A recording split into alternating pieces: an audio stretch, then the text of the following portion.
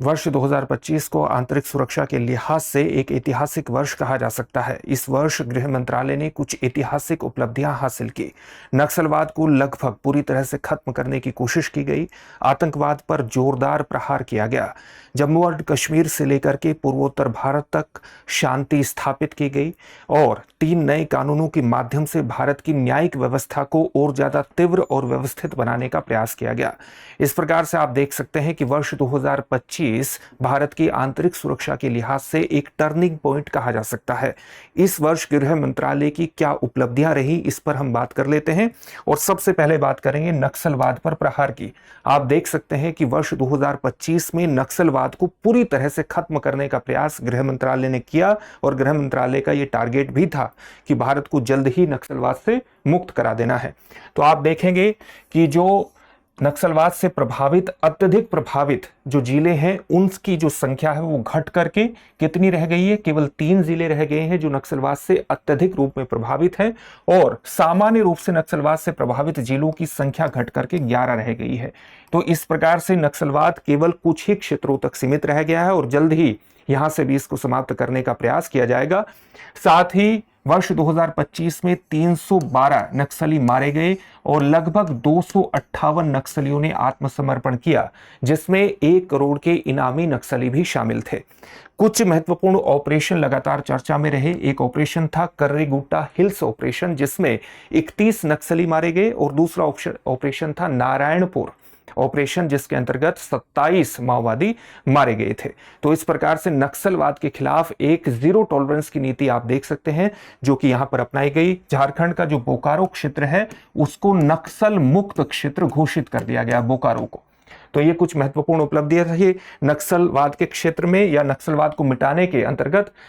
आतंकवाद के खिलाफ किस प्रकार की जोरदार नीति वर्ष 2025 में अपनाई गई उसको हम जानेंगे, लेकिन उससे पहले इस बात को ध्यान में रखिएगा कि दृष्टि संस्थान ने आपकी जीएस की तैयारी को पूरी तरह से करवाने के लिए हाल ही में एक कोर्स लॉन्च किया है जिसका नाम है GS studio foundation live online course. ये मात्र 24,999 में आपकी जीएस की तैयारी को मात्र 14 महीने में पूरा करा देगा।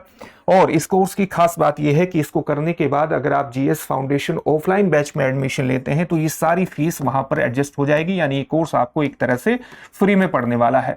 अगर इस कोर्स को लेते हुए आपने एक कोड का इस्तेमाल किया, और कोड क्या है? मनीष। अगर नाम का इस्तेमाल किया मनीष का, तो इस फीस पर भी आपको डिस्काउंट मिलेगा। ये जो फीस है इस पर भी आपको डिस्काउंट मिल जाएगा इस कोड का इस्तेमाल करने पर। इस कोर्स से संबंधित जो बैच हैं वो आपको हिंदी, इंग्लिश और इंग्लिश तीनों में ही उपलब्ध होंगे। हिंदी माध्यम का बैच 5 जनवरी 2026 से प्रारंभ हो रहा है, इंग्लिश का बैच 6 जनवरी से प्रारंभ हो रहा है और इंग्लिश का बैच 7 जनवरी से प्रारंभ हो रहा है। इंग्लिश के बैच में आपको हिंदी और इंग्लिश दोनों में चीजें समझाई जाएंगी, लेकिन नोट्स उपलब्ध होंगे इंग्लिश में। साथ ही आपको जीएस के अलग अलग विषयों को कवर करती हुई 10 कलर्ड प्रिंटेड बुकलेट्स भी प्राप्त होंगी। अपने आप में एक संपूर्ण पैकेज है। तो इससे जुड़िए, डिस्क्रिप्शन में दिए गए लिंक पर जाइए, अपने एडमिशन को सुनिश्चित कीजिए। किसी भी प्रकार का डाउट हो तो 87501 पर कॉल कर लीजिएगा, ठीक है। अब हम अपना देखते हैं कि गृह मंत्रालय की वर्ष 2025 की जो उपलब्धियां हैं वो आतंकवाद के खिलाफ किस प्रकार से महत्वपूर्ण रही। आप जानते हैं कि आतंकवाद से लड़ने के अंतर्गत 2 महत्वपूर्ण ऑपरेशन चलाए गए। एक ऑपरेशन क्या था? सिंदूर।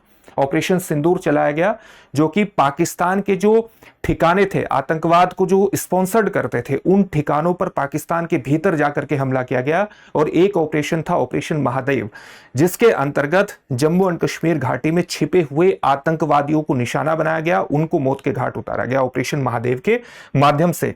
यह आतंकवाद से निपटने के अंतर्गत 2 भारत की महत्वपूर्ण कार्रवाई थी जिनको अंजाम दिया गया। साथ ही मल्टी एजेंसी सेंटर के माध्यम से, भारत पोर्टल के माध्यम से, नेशनल इंटेलिजेंस ग्रिड के माध्यम से, CCTNS यानी crime and criminal tracking network and systems, जो कि भारत के 14,000 से अधिक पुलिस स्टेशनों को इंटीग्रेट करने का प्रयास करता है। ये एक बहुत बड़ी पहल है और इंटीग्रेट करके भारत की जो पुलिसिंग व्यवस्था है उसको ई गवर्नेंस के माध्यम से और ज्यादा बल प्रदान करता है। उसको स्ट्रेंथन करके भी आप कह सकते हैं कि भारत की पुलिसिंग व्यवस्था को मजबूत बनाया गया ताकि वो इस तरह के हमले, आतंकवादी हमले और दूसरे तरह की समस्याओं से अच्छी तरह से निपट सके। आंतरिक सुरक्षा को बेहतर करने के अंतर्गत आप देख सकते हैं कि जम्मू एंड कश्मीर में कुछ महत्वपूर्ण पहले भी उठाई गई। पहले क्या थी जम्मू एंड कश्मीर के अंतर्गत? अगर आप देखेंगे आंतरिक सुरक्षा को महत्वपूर्ण एक तरह से बहुत बेहतर करने के लिए 12 हुर्रियत समर्थित संगठनों को अलगाववाद को छोड़ दिया। 12 हुर्रियत समर्थित संगठनों ने अलगाववाद को छोड़ दिया। इसके अलावा आप ये भी देखेंगे कि ऐसे परिवार जो कि सीमा पार से होने वाले हमलों के शिकार हुए थे उनको सरकारी नौकरियां दी गई। एक कार्यक्रम चलाया गया जम्मू एंड कश्मीर के युवाओं के लिए, वतन को जानो कार्यक्रम, और उसके माध्यम से जम्मू एंड कश्मीर के युवाओं को मुख्य धारा में लाने का प्रयास किया गया। इसी तरह से अगर आप साइबर सुरक्षा के क्षेत्र में देखेंगे तो एक पहल की गई E0 FIR। ये पहल क्या है? अगर साइबर ठगी की जाती है 10 लाख से ऊपर की तो स्वतः FIR हो जाएगी इसके अंतर्गत। इस प्रकार से आप साइबर सुरक्षा के अंतर्गत देखेंगे कि उससे निपटने के अंतर्गत एक विशेष कदम उठाया गया।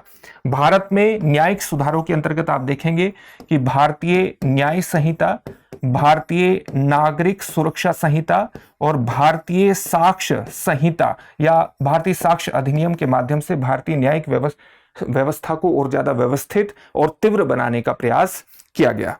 अगर आप और कुछ महत्वपूर्ण पहले देखें जो कि गृह मंत्रालय के द्वारा उठाई गई तो वो एक सीमा प्रबंधन के अंतर्गत आप देख सकते हैं। सीमा प्रबंधन के अंतर्गत हमने वाइब्रेंट विलेज प्रोग्राम को विशेष रूप से बढ़ावा दिया ताकि सीमावर्ती क्षेत्र में बसे गांव भारत की सुरक्षा को सुनिश्चित करने में एक महत्वपूर्ण भूमिका निभा सके, और इसलिए हमने वाइब्रेंट विलेज प्रोग्राम की शुरुआत की। आपदा प्रबंधन के अंतर्गत देखेंगे कि आपदा प्रबंधन में हमने जीरो कैजुअल्टी नीति को अपनाया, जीरो कैजुअल्टी नीति, और इसके माध्यम से हम देखेंगे कि भारत के आपदा प्रबंधन को सुनिश्चित करने में नेशनल डिजास्टर रेस्पॉन्स फोर्स और स्टेट डिजास्टर रेस्पॉन्स फोर्स की विशिष्ट भूमिका को देखते हुए इनको विशेष सहायता प्रदान की गई। जैसे SDRF को 15,554 करोड़ रुपए और साथ ही NDRF को 2,267 करोड़ रुपए की सहायता प्रदान की गई ताकि इनकी विशिष्ट भूमिका आपदा प्रबंधन के अंतर्गत और ज्यादा एस्टेब्लिश हो, और NDRF की जो तैनाती है उसमें जो लोगों को तैनात करने की संख्या है उसको भी बड़े स्तर पर बढ़ाया गया। अगर आप पूर्वोत्तर क्षेत्र में देखें तो पूर्वोत्तर क्षेत्र की एक महत्वपूर्ण उपलब्धि ये रही कि 70% हिंसा को कम करने में वर्ष 2025 में सफलता प्राप्त की गई और हताहतों की संख्या भी 85% तक कम हुई। इसके अलावा अलग अलग क्षेत्र जो पूर्वोत्तर के हैं, जैसे चाहे वो मिजोरम हो, चाहे मणिपुर हो, चाहे बोडोलैंड हो, वहां भी शांति स्थापना के लगातार प्रयास आगे बढ़ाए गए। अगर आप सेंट्रल आर्म्ड पुलिस फोर्सेस के आधुनिकीकरण की बात करें तो इसके आधुनिकीकरण के लगातार प्रयास किए गए, और इसके आधुनिकीकरण के अंतर्गत आप देखेंगे कि जो CRPF है, सेंट्रल रिजर्व पुलिस फोर्सेस है, उसने अपने फॉरवर्ड बेसिस बनाए, और फॉरवर्ड बेसिस बनाने के साथ साथ अपने जो फॉरवर्ड बेस है उसके माध्यम से अपने आप को और ज्यादा सशक्त किया। इसके अलावा जो BSF है, BSF ने पाकिस्तान की 118 चौकियों को तबाह किया।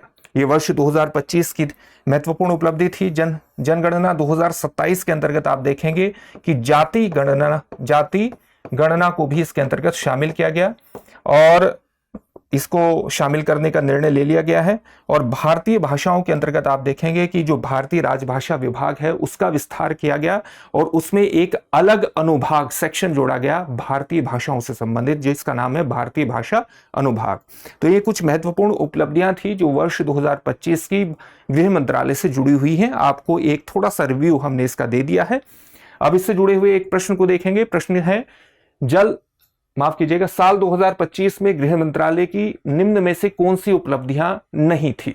आपके सामने ऑप्शंस हैं। वामपंथी उग्रवाद से सर्वाधिक प्रभावित जिलों की संख्या घटकर 3 रह जाना, E0 FIR प्रणाली की शुरुआत, 2027 की जनगणना में जाति गणना को शामिल करने की तैयारी, और समान नागरिक संहिता UCC को पूरे देश में लागू करना।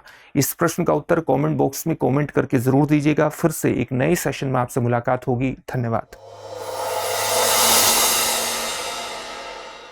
अब एग्जाम की तैयारी को और बेहतर करने के लिए हमारे चैनल को लाइक, शेयर और सब्सक्राइब करना ना भूलें।